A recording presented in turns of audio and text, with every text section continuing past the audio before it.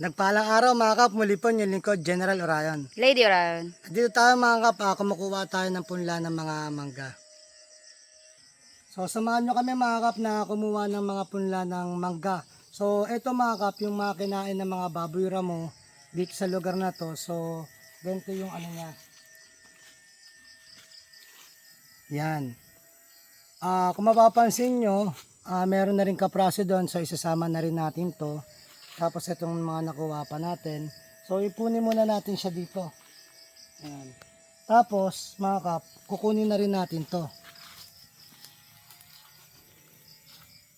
To. So mukhang 2 piraso ata to mga kap. Nung una,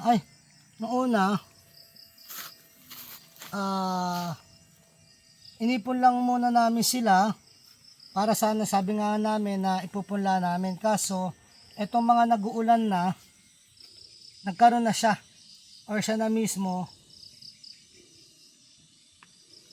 tumubo na. So yan, ito pa mga kap, samahin ako dito.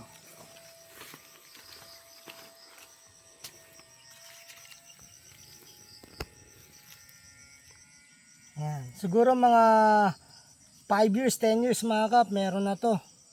Pwede na mapakinabangan tong puno na to. Isa, ibang klase ito mga kap, ano ito?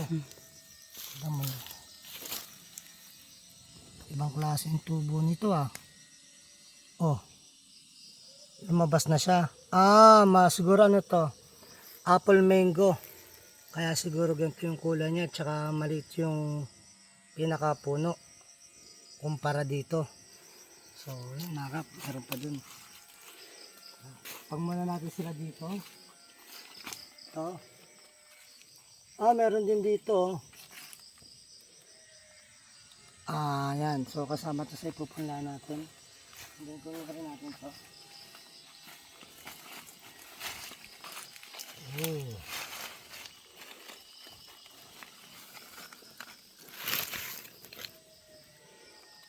Ayun. So, kahit pa paano mga kap, maganda-ganda yung ugat niya.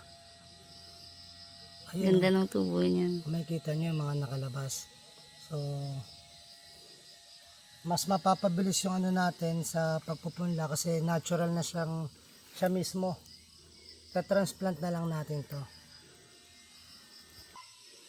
So mga kapi, iwan to muna natin dito to. Iwan muna natin. Tapos, pupunta tayo doon sa kabila at merong mga tubo na rin. Tara, samahan nyo kami ni Lady. So, ngayon ang ating camera woman. So, ito mga kap. Kung makikita nyo dito mga kap, marami ng mga buto. Yan. Yan. Ito mo sahig. Yan. So, lahat yan mga kap, kinain niya ng baboy ramo.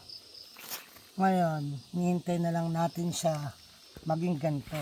Tsaka natin ta-transplant.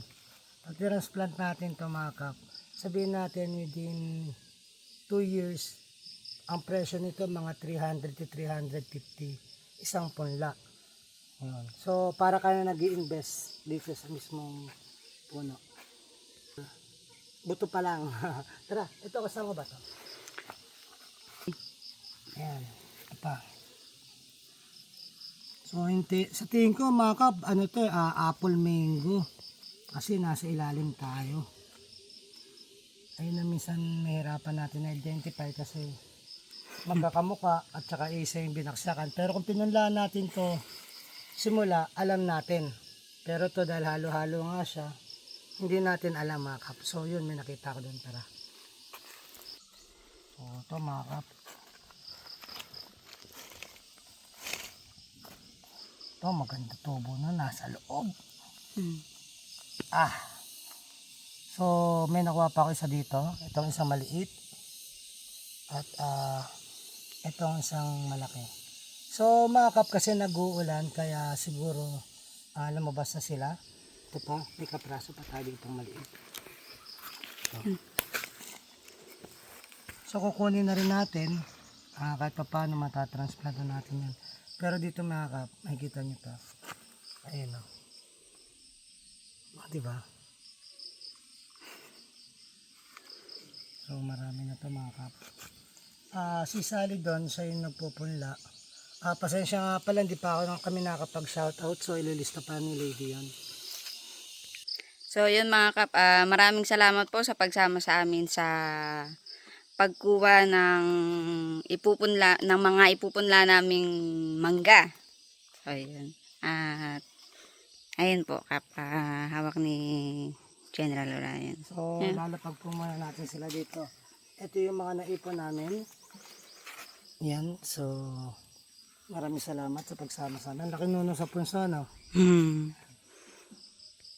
Muli po ang inyong lingkod, General Orion. Lady Orion. Natos puso po nagpapasalamat sa inyo na walang sawang panonood sa aming mga video at live.